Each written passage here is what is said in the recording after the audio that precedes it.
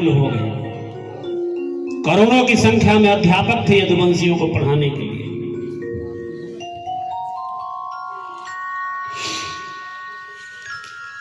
हमने देखा है हमारे शास्त्रों में, पहले दिन कहा था भगवान शिव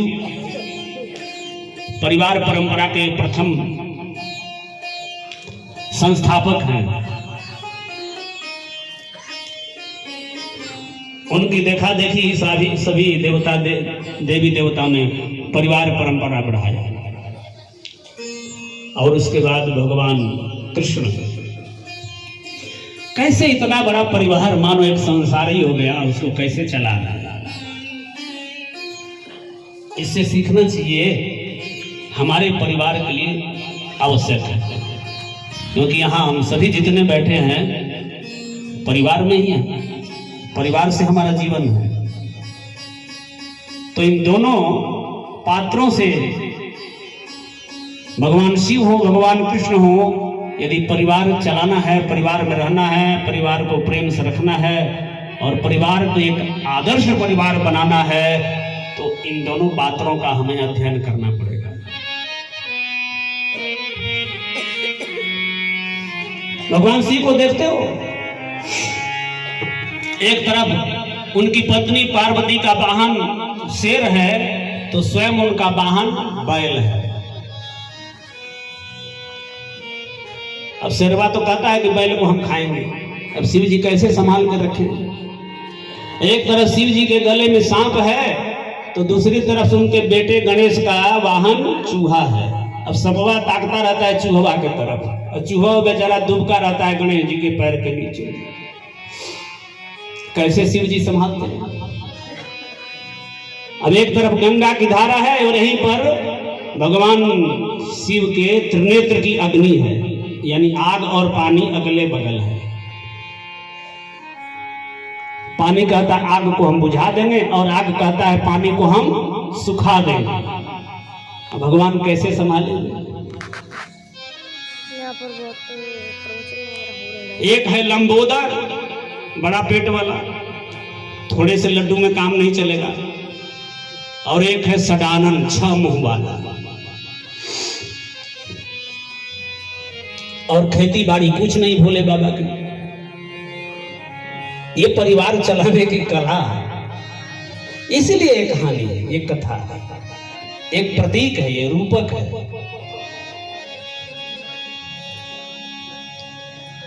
और जब सती राम की परीक्षा ले लेती हैं, घर में झगड़ा हो जाता है पति पत्नी में, तो भगवान शिव क्या करते हैं, समाधि में चले जाते हैं।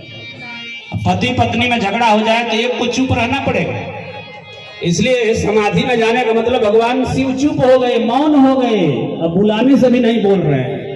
और ध्यान तब टूटा 88,000 वर्ष के बाद ध्यान टूटा।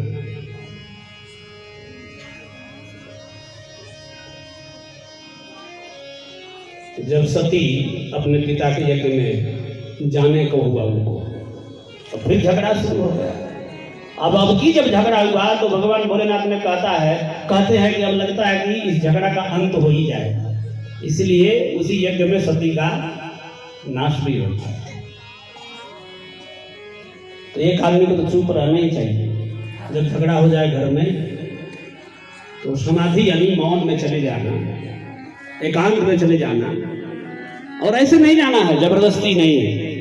उस समय भगवान का नाम सुमिरन करना चाहिए। देखो तुम्हारे अंदर कितनी शांति आती है, उस झगड़े के बीच में भी तुम्हारे अंदर कितनी शांति आएगी। भगवान का राम राम कहना शुरू कर दो।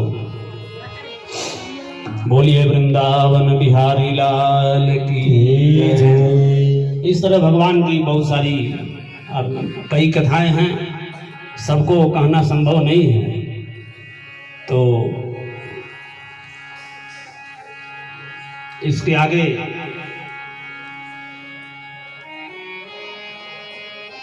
कहूं कि रोक दिया जाए, चलने दीजिए। क्यों शुक्ला जी?